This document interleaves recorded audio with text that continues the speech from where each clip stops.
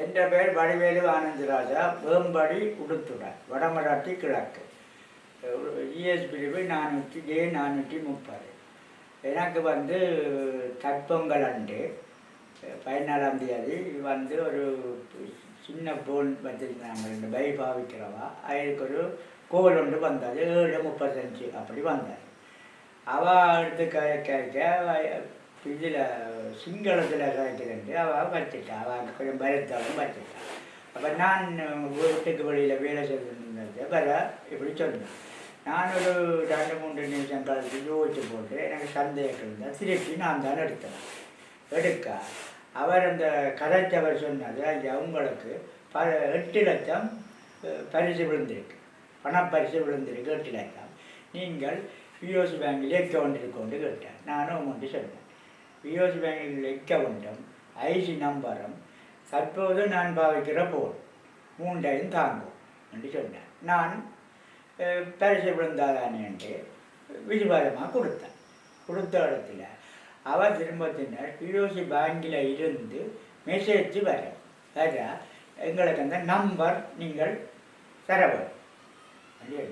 அதே மாதிரி ஒரு கிட்டத்தட்ட ஒரு 4-5 மெசேஜுக்கு இந்த 12 நம்பர் வந்தது கொடுத்தேன். அது தாண்டி மிகுதி 4 நம்பர் கீழ் நம்பர், அதை திறந்து திரும்ப கடைசியாக பாருங்கன்னு சொன்னார். பார்த்தா 4 நம்பர். உடனே போய் மற்ற மெசேஜ் வர 4 அப்படி கொடுத்து கொண்டிருக்காங்க. சொன்னார், பிஓசின்ற சிஸ்டம் கொஞ்சம் இதாக கிடக்குது, நீங்கள் கொமர்ஷியல் பேங்கி அல்லது ஹெச்என்பி பேங்கி அக்கௌண்ட்டை தருவீர்கள் ஒன்று கேட்டான் கிடக்கவுண்டு. நான் யோசிச்சு போட்டு சொன்னேன், இந்த ஹெச்என்பி பேங்கில் ஒரு 4,00,000 ரூபா காசு தான் அதில் இருந்தது. அந்த பேங்கி புத்தகத்தை கொடுத்து முடிஞ்சு ஒரு சிறிய நேரம் கழித்து அவர் சொன்னார், இல்லை சிஸ்டம் எல்லாம் வேலை செய்யுது, பிஓசி மெசேஜ் வரும் தாங்கும். அப்போ கிட்டத்தட்ட ஒரு 16-18 மினிட்ஸுக்கு மேலே வந்தது. அவ்வளவுக்கும் நான் சொன்னேன். சொல்லி முடிஞ்சா அதுக்காக அவர் அந்த ஐயா உங்களை பரிசு விழுந்தது, பொங்கல் வாழ்த்துக்கள், நீங்கள் கிறிஸ்டியனும் சைவமும் எல்லாம் கேட்டார். நான் அதுக்கு பதில் அடித்து கொண்டு இருந்தேன்.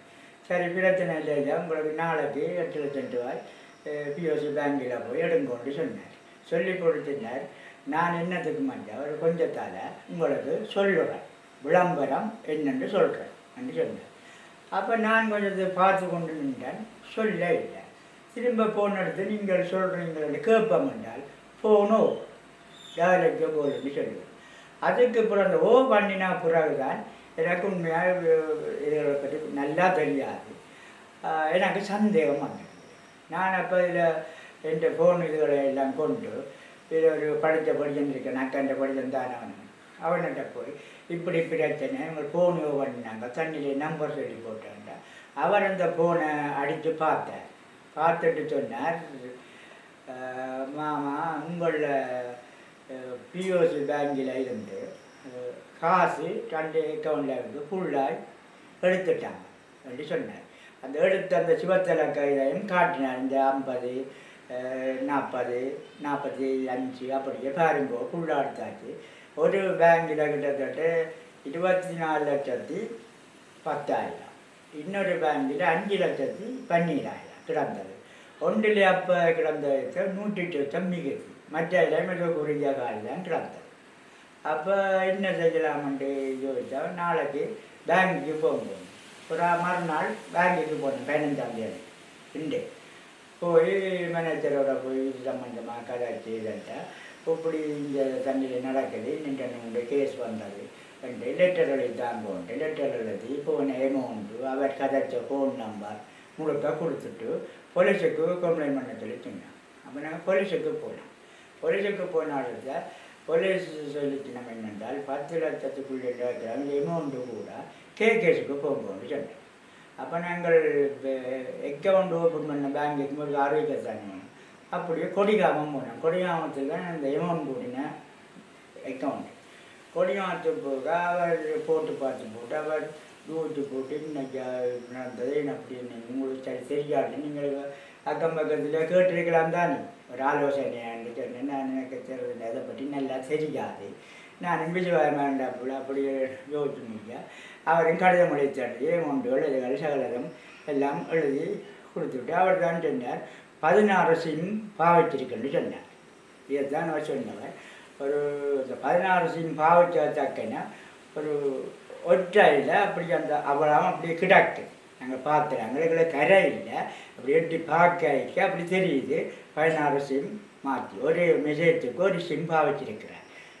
அவர் சொன்னார் யாழ்ப்பாணம் சைபர் போலீஸுக்கு போய் முறைப்பாடு போடணும். நாங்கள் அதாலத்தின் போய் யாழ்ப்பாணம் போய் பொது நிலையத்துக்கு போய் இப்படி சொல்லிக்க அவர் கேட்டு போட்டு இப்படி இப்படி அநியாயம் அவ்வளோ காசை ஆக்கினீங்கள்ட்ட நான் இப்படி எனக்கு தெரியாது மேலே தெரிஞ்சால் இப்படி செய்திருக்க மாட்டேன் தானே என்று சொல்லி போட்டு அவர் சொன்னாங்க நீங்கள் ஒன்றும் செய்யலாயா கேஸுக்கு போகும்போது சொல்லி சரி திரும்பதால் கேஸுக்கு போய் அங்கே பிரச்சனையாக சொல்லா. அவர் சொன்னது என்னென்றால் என் ஐடி நம்பர்கள் ஃபோன் நம்பர்கள் எல்லாம் வேண்டி போட்டு என்ன பிரச்சனை இது கொஞ்சம் கரைச்சால் ஆனவழ நீங்கள் கொழும்புக்கு போகக்கூடிய மாதிரி இருக்குமோன்ற மாதிரி சொல்லிக்கலாம்.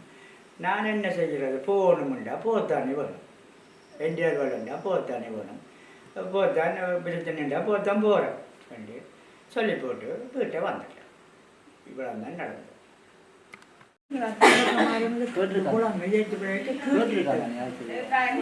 மற்ற என்ன பிரச்சனை உங்களுக்கு இது நீங்கள் அந்த ஃபோனுக்கு இது செய்திருந்தீங்களா?